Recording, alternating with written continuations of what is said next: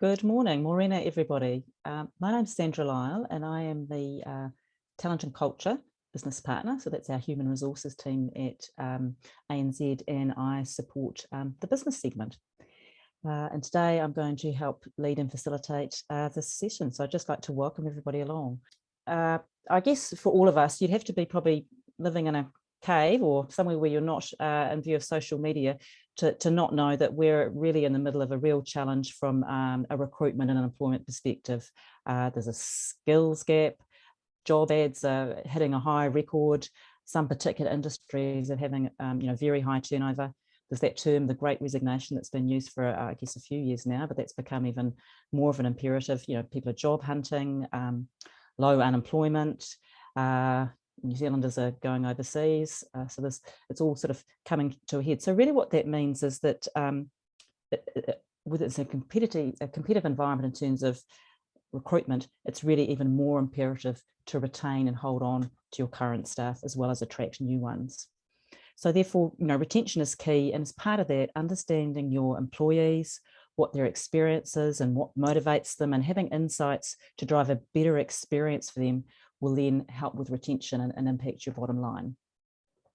So what we're aiming to cover today is some high-level models from theories around, I guess, employee experience and employee engagement, and the impact that the manager has on that experience, and then talk more specifically about what we do in ANZ and give some case studies on real-life experience with employee engagement and give some tips to small businesses. And yes, the slides will be emailed out. So what I'd like to start off with is a model that we call the employee experience measurement model. And really what this talks about is it shows the sum of all the interactions that an employee has both with and within the organisation that help frame the experience that they have. So I just want to talk through those 4 quadrants with you. The one called the social environment is all about the people I work with who help me succeed and help me grow. So really that's all about the teams that people might work with, the leader, the relationships, how those people interact with each other, what support and trust they have. So it's a critical part of how people experience working in your organisation.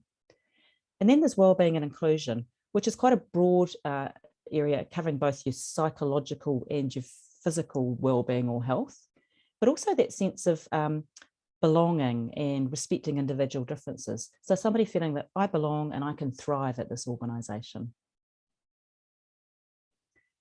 The one around enabling environment is probably one that you would come to mind straight away. That's really, what is the physical workspace like for people if they work in an office or work at home? What's the technology like? What are the processes and practices? So how does that help me? Do I have what I have? Do I have what I need to do my job well? And the 4th quadrant is one called moments that matter. And that's an interesting one because it might be that as a business, you might talk about moments that matter for your customers. Well, actually, moments that matter is also a really important aspect for employees as well. And what that really means is that the most important things are done well. So what happens when somebody joins your company, and how are they inducted, or how do they learn, how are they welcomed? What happens when maybe they get a promotion or it's their annual anniversary of being there? What happens when they achieve something or do something well? How are they sort of treated and recognised? And also there's a broader aspect to that. What about their broader outside of life experiences? What happens when they might have a bereavement in the family or have a baby? And how does your organisation support or treat them? So it's quite a key aspect as well. So if you bring all those 4 pieces together, the theory is around that every interaction affects how an employee thinks and feels about the organisation, and that then directly impacts their engagement, how they might advocate for your organisation, retention and whether they're going to stay, how they'll perform and how they'll grow. And then obviously that then has a flow and impact to customer and business outcomes. So it's quite an all-encompassing model.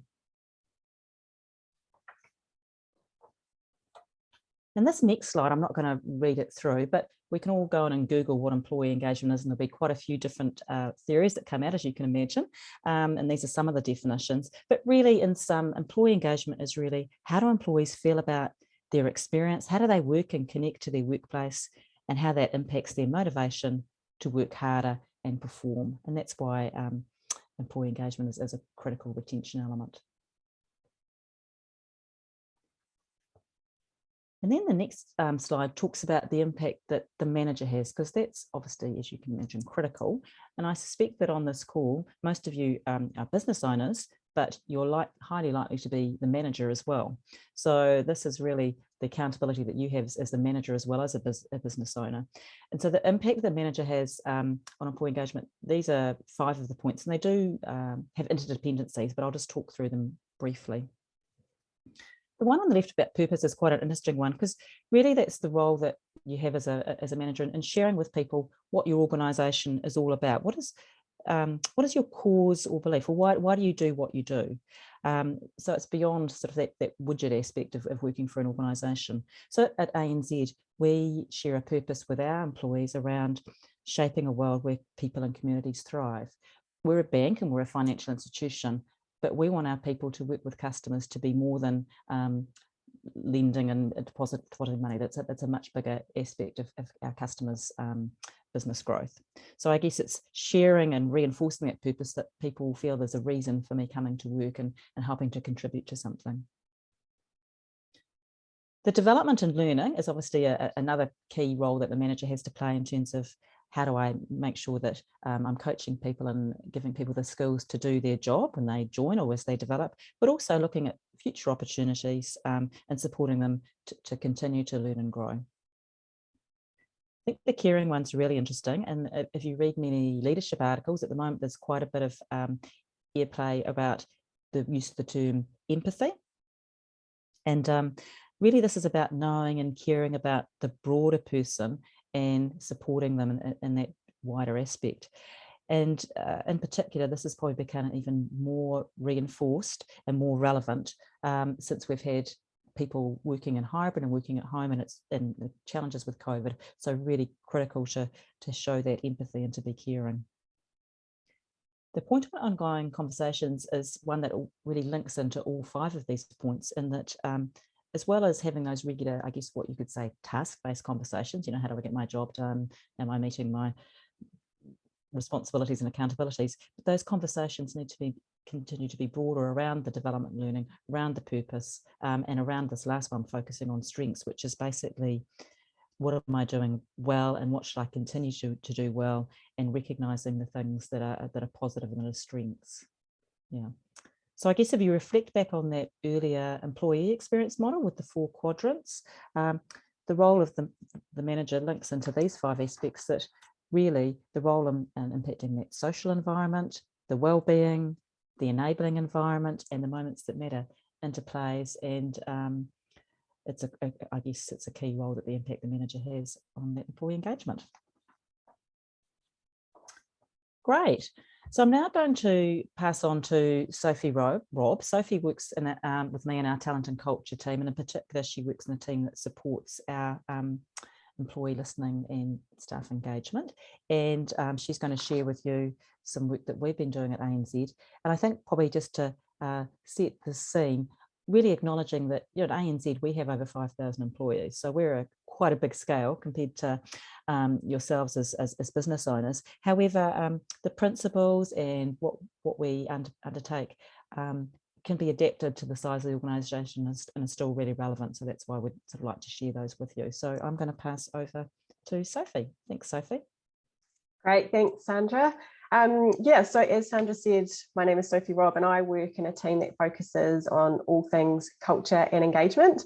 So at ANZ, we have an overall listening strategy, and this is where we really look at the best ways to listen to our employees and to make sure that their experience working here is even better. So like Sandra said, I'm just going to talk you through what we do.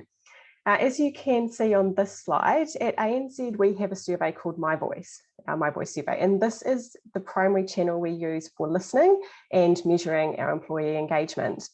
So our My Voice survey goes out to all our eligible staff around twice a year, and it normally contains around 30 questions, and the questions cover a range of topics, including engagement, obviously, but also things like learning and growth, well-being and inclusion. And when we have the results of the survey, for transparency, we actually give staff access to a dashboard where they can see results across the organisation and for their teams. Results are then reviewed and discussed at a team level, and the team is then empowered to determine what they want to focus on and how they'll go about that. So we've actually in recent times moved away from more of a leader-led approach, really just to give employees that opportunity to expand on the results and determine what's important for them. We go to the next slide. Great. So at this slide, it's just looking at what we've learned. So we've obviously been doing our My Voice survey for a little while now, and we have definitely learned a few things over that time, and we've been able to make some improvements. So some of the things that we have changed include refining our question set and really focusing on asking the ones that are really important to us. I think a key learning for us and probably for everyone is that really try not to ask a question if you're not going to do anything with the data. What we found was that there's no better way to annoy and disengage someone if you're not going to do anything with it. We've been able to reduce the number of surveys as well. So at one point we had quite a few different surveys going out across the year, and we were really starting to see some of that survey fatigue and decline in participation. So we've looked to condense it into one more meaningful My Voice survey. And over the years, the survey has actually given us an avenue to ask key topic questions. So instead of having those lots of different surveys that I talked about, we're able to start, look at asking questions on topic specific. So for instance, at the start of COVID, we were able to ask questions and check on our employees' wellbeing and just get an idea about how everyone was going. Now, previously, we used the information at an organisation level, and like I said, it was aimed at leaders to drive the change, but we have moved towards that greater transparency for employees with a dashboard, and I will show you a quick example of that shortly and what it looks like. And from the survey, we also saw that our Speak Up scores were lower than what we wanted, and we really wanted to focus on that as a priority. Now, for those of you who aren't familiar with what Speak Up is, so Speak Up is when really looking at when our staff feel comfortable and safe to share ideas, opinions or concerns, and even calling out if they see something that's not right. So that's what we sort of class as Speak Up. We have, like I said, focused on it, and we have seen our Speak Up improve over time and have actually been really happy with our recent survey results. We have also been able to use the diversity and inclusion data just to see how we're tracking in certain areas and topics. And some of you might have seen that women in management, for instance, gets a lot of focus at the moment. So this is one way we track that, for instance, just one of many ways that we do that. So I guess just an important part of the survey is that we've been able to track key metrics and trends over time. And I think that's a really key note, is that it's not so much about having a good or a bad score, but it's really looking at that trend and to see if it's improving or not. Like that's sort of the important bit. We go to that next slide. Great. So this is just an example of what employees see in their My Voice dashboard that they all get. So you'll see some key metrics with engagement being in there at the top. And we've recently been able to add in 3 things to focus on for a team. So just a bit of tips and tricks in there as well. So anyone can see any team or division results as long as the response threshold is met. So our survey responses are anonymous, and this is an important part for us to uphold. Now from here, like I said, the teams work together, determine what they want to focus on. We actually just suggest one thing and come up with how they want to do it, and then they can track their progress in the next survey. Although we do know and appreciate that these things can take time. Also important, going back to what Sandra was saying before, is that teams celebrate their strengths as well. So this is a great way to see what you're doing really well in. And it can also be a real opportunity for learning as well. So if one team's doing really well at something, they can share learnings and what they do with other teams who want to get better on that. Next slide. So just on this slide, obviously, My Voice is the big survey and all the bells and whistles that go around that. But we do have a few other ways that we listen to our employees that are focused at more of a team level. So we have something called a team health check, which is just a really small 5-question survey that a team can opt to complete anytime. We've got exit surveys. We do ad hoc surveys from time to time. For example, we've recently done some surveys around how people are feeling about returning to work and returning to the office. So some of our team practices are an opportunity for feedback and discussion on what went well and things like that. So some of our teams work in an agile environment, and so we do things like retros, or at the end of a project, it's really just about discussing what went well and what could we do better next time. So again, just enabling that regular feedback and listening. There is also a website called Ideas Boards that provides another way to get feedback, and we use that as part of meetings and things like that to get people comfortable to share ideas and opinions during a meeting or even a presentation. We do have a few things that we're working on to come. We're always trying to get better at this stuff. So we're working on a 360 survey at the moment, which is a growth and development tool that lets you do a self-assessment. Your manager assesses you, and then you get peers and direct report feedback as well. We're also looking into events-based opportunities, so that moments that matter that Sandra talked about earlier. So looking at maybe onboarding, the internal job move, return from parental leave, resignation, all those types of moments that matter as well. And also non-survey data. So data from existing ANZ systems and sources, we've obviously got a lot. So just looking at ways that we can tap into that better. And just by using a mix of survey and non-survey data sources, we're just looking to get insights into both perception and behaviour. So what I say and think versus what I do. So just a few things that we're working on at the moment. I'll now pass it back to Sandra.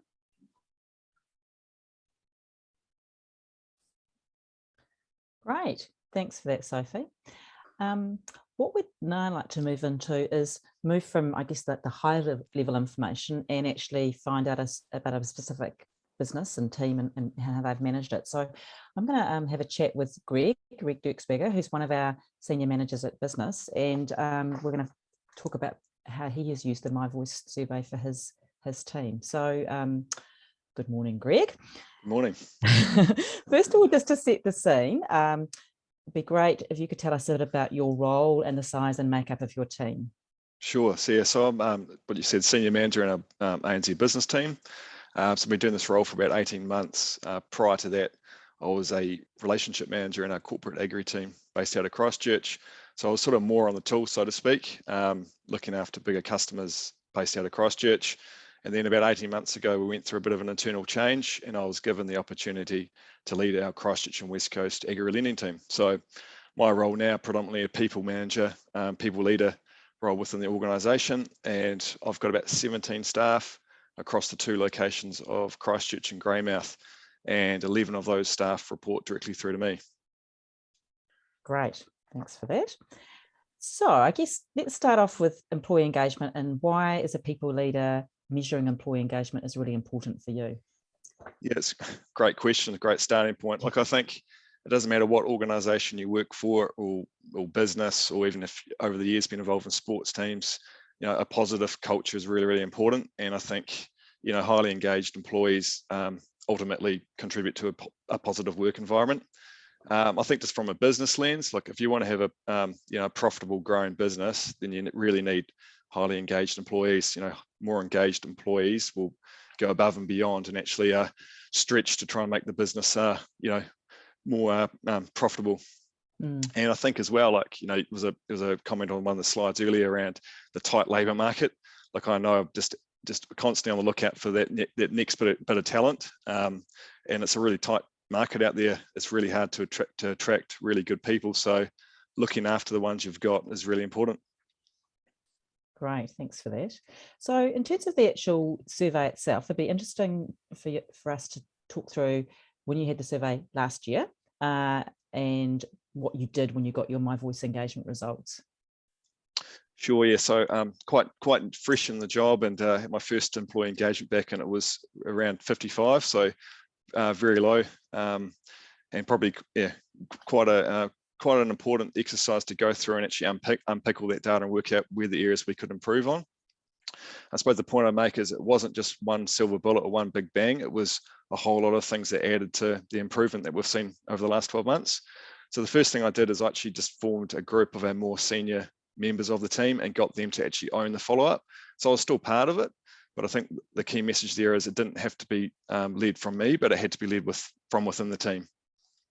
One of the first things we did is we actually set up feedback sessions once a month. So provided all staff an opportunity to go to other members of the team who maybe they're a little bit they feel a bit more comfortable to go back to and provide feedback or any raise any questions or any pain points they may be experiencing, and so allowed them to go direct to them and more on a more regular basis, so once a month.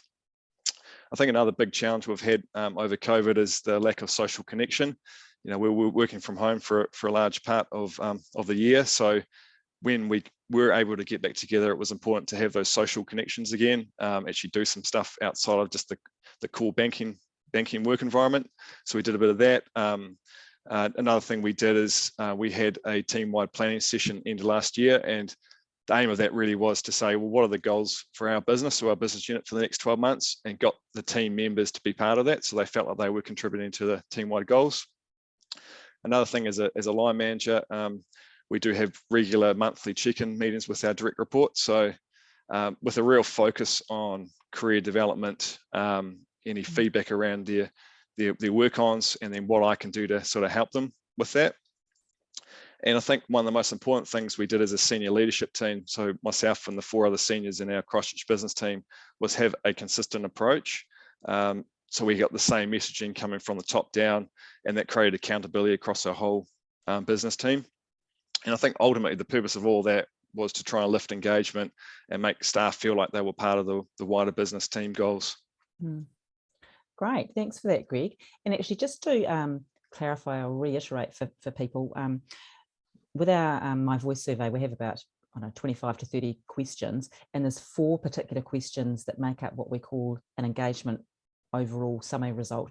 And when Greg talked about having 55%, what that means is that in his team, 55% of his people were 100% engaged and committed, and it could mean that 45% might have been not necessarily disengaged, but might have been sitting on the fence. But ideally, obviously, you're aiming for more than half of your employees to be engaged. So just to kind of help with that, how we use our data, and I guess that engagement percentage is one of the data points, and then there's a lot of questions that Greg would have used to then drill and have the conversation. So that's great. So we do the survey sort of six monthly. We do pulse surveys, and so Greg talked about the result last year, but we've had a relatively recent survey in sort of March, April 2022 result, and so interested to know, with all that sterling work that you've done, whether that made a difference, and how it went for you and your team. Yeah, well, I think the first thing to start to your point around the 55%, it was a massive lift at 80, so that was massive for our team. And then there was a specific question in the survey around, do senior leaders take an interest in my development? And on my survey, that scored like one of the highest in the bank. So for me, that was a real pride moment to say, hey, look, all the work I've put in over the last 12 months is actually paying off. So staff feel like there's someone there who actually has an interest in their career and development at ANZ. Great. And so now that you've got these new results, what are your plans now, or what are you doing with the new results this year with your team? Yeah, so I think it's probably just a continuation of what we were already doing. So I think the learn for me is it's not a big bang thing you do once a year. It's doing the fundamentals more regularly. So it's just a continuation of those monthly check-in meetings with my direct reports, with a focus on career and development. I think as well, just in terms of trying to get a bit more, I suppose, connection with the wider senior leaders within our business team here. So we've set up morning teas with the other senior leaders. So my staff have another contact point they can go at any time to and discuss career or development opportunities within ANZ. And then the other thing, a big rock we're working on now is actually trying to facilitate a buddy or mentorship program. So linking people up with mentors, maybe internally or externally, to say, hey, look, where am I at in terms of my journey, and how can you help me get there? Good, great. And so that's great to see the ongoing changes and improvements. So thanks for giving us that context. I wonder if there's anything else that you thought would be relevant or useful to share with our business owners. Well, I think that the point I'd probably make is, and I'm guessing there's a diverse range of businesses, business owners, business types, scale on this call. You're probably sitting there thinking, well, that's all well and good for ANZ. You're a massive organisation with, as you say, large number of employees, huge HR resource, a lot of data, a lot of insight. But I don't think it has to be a big bang thing. It can just be about starting small. It could be as simple as a monthly survey with your staff. And I think the other point I'd make is it doesn't necessarily have to be owned by the business owner, but maybe someone within the team or within the senior leadership of the team, like them actually owning that with the staff. And I think just the ultimate goal of all of this is just trying to work out what makes your employees tick. Great. Thanks very much, Greg. And Greg will be able to answer some questions at the end if you have any particularly for him, which would be great. And actually what Greg's just talked about leads in nicely to the next point that I wanted to talk through. And really what I guess it's a flow through in terms of what are some quick tips for smaller businesses. So it follows on from Greg's comment. I think, look, the key point out of anything is talk to your people. Ask for feedback, action it. So whatever size your business, whether it's 2 or 3 people to 25 or whatever, so whether it's one-on-one or individual meetings, make sure you're asking the right questions, ask for feedback. And as Sophie said earlier, if you're asking for feedback, do something with it, or if you're not going to do something with it, explain why you're not going to and what the context is. So I think that's something all businesses can do is do that first point. And then I guess it depends on the size of your organisation and what your own skill level is and who you've got in the organisation. It might be that you think, oh, I could design my own survey, and you can Google, as you can imagine, and come up with all sorts of options. But certainly SurveyMonkey, for instance, I went and had a look, play around there, and they have templates for employee engagement that you could adapt and amend for your own organisation. I guess depending on your budget and the size of your business, another option is to actually use one of the established firms who have tools for small businesses. So Gallup, for instance, which is a kind of a well-known, I guess, organisation that conducts engagement surveys for large organisations, they also run a smaller one for smaller businesses. And I guess if you've got the budget and the capability to do it, one of the advantages of doing one of those types of surveys is that it does also give you the ability to benchmark your organisation to other organisations and compare how you're doing, so to speak. And then there might be some hybrid version where you might already have, depending on, once again, the size and scale of your organisation, you might have some HR outsourcing that you do, or you work with somebody externally, and it might be you get them to help you with the combination of either the meetings or designing a survey or using a consulting firm. So I guess those are some of the different options, so to speak, that you could look at as businesses. So really that, I guess, is the main aspects that we wanted to share with you, and now sort of taking the opportunity to answer some of your questions. And I know there's been a couple that have been posted up here. Just need to look in the chat. The first one was from my friend Phil Hartwick, I do believe, which was around Speak Up and how do we measure that and analyse it, etc. So within our employee engagement survey, we have 2 specific questions that actually address Speak Up. So I think one of them is something like, I can raise issues and concerns without fear of reprisal. So we measure what the percentage is that, and at the moment I think we're sitting overall, Sophie might correctly, I think it's in the late 70s, or even might be about 80% of our staff say I can speak up. So we've had improvement in that over the last few years, which is great. And some of the initiatives that have been I guess undertaken, because it's a bit of a catch-22, because you could say if it's a speak up, do they want to even talk to their own manager? But it might be that they don't want to speak up at a more senior level. So really it's, I guess, fleshing that out with your team in either focus groups or bringing another manager in or an HR leader in to have those discussions and get feedback and talk about what might be preventing people from feeling comfortable with Speak Up. And we've also developed a couple of, I guess, small sort of workshops where you can show a video with your team that sort of sets the scene around giving feedback and receiving feedback, and then some prompting questions that a team can talk about how it would be easier to do that within their team. And then probably one other initiative that we've got, and this is where you've got to remember the size and the scale of our organisation, we have a team of people called Speak Up Advocates, which are around 50 of our employees right across the business who have volunteered and been given training and sort of listening and giving support, where if you want to go and talk to somebody totally independent or neutral around a Speak Up issue, you can go that way. So we've sort of got different avenues in terms of within your team or not within your team. So hopefully that answers your question. So now I'm just trying to find the rest of the questions. So it's me and my technical competencies. Morena, everyone. Here we go. Hi, tips and tricks, Crystal, that one around team building? Yes, definitely. So we had a really great question. Morning, everyone. I'm Crystal, and I'm going to be moderating the Q&A session for you today. So what are some really cool tips and tricks to get those who are not or don't want to engage? An example someone gave is maybe a team building exercise. So what's a couple of tips and tricks you fabulous people can give our audience? I'll have a go, and then I'm going to pass to Greg because I'm sure he'll be an expert on this one as well. And I guess it really is reflecting, it's what we talked about at the start, is that know what motivates your people and what are, I guess, what are their makeup, because everybody is different. But certainly, so I think part of that is that bringing people together and having fun is an important aspect.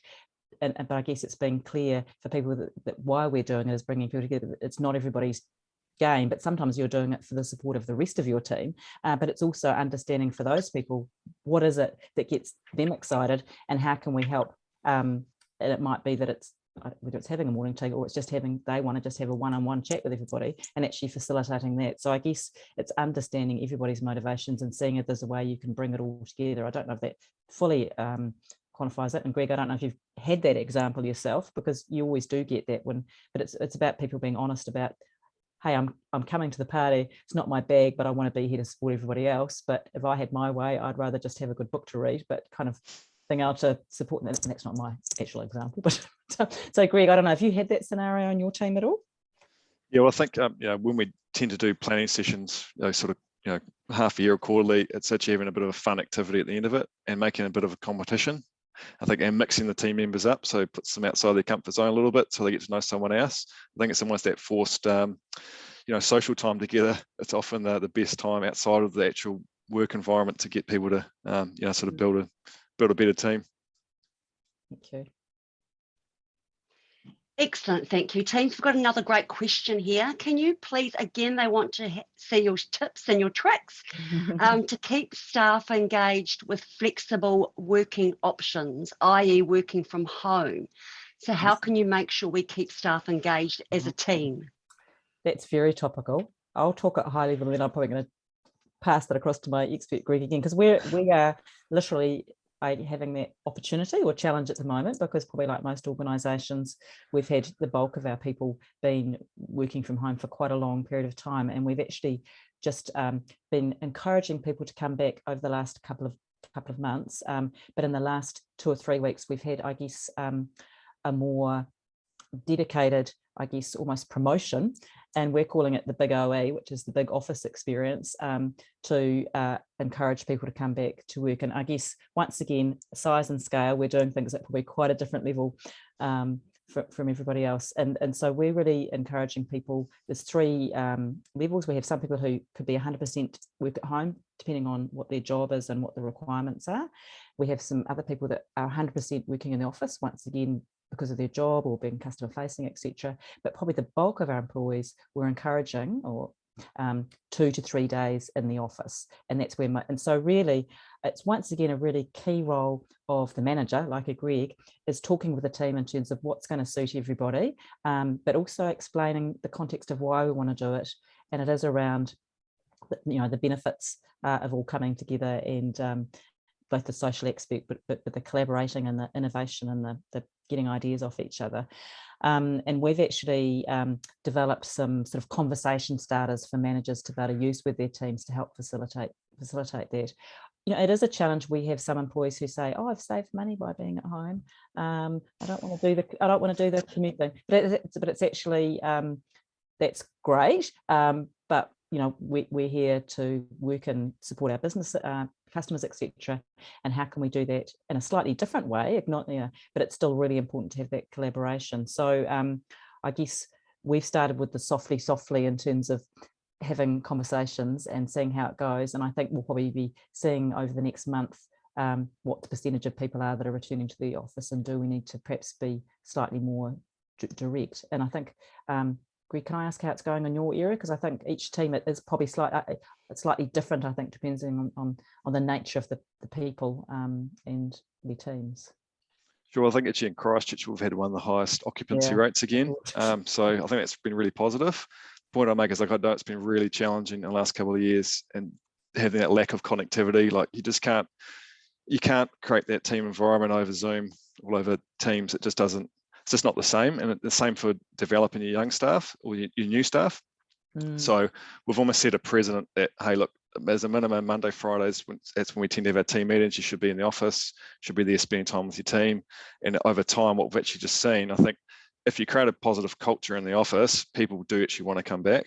Like I myself, I know the benefit of working from home a couple of days a week. You tend to get, if you've got a lot of report writing to do, we've got a lot of emails to catch up on.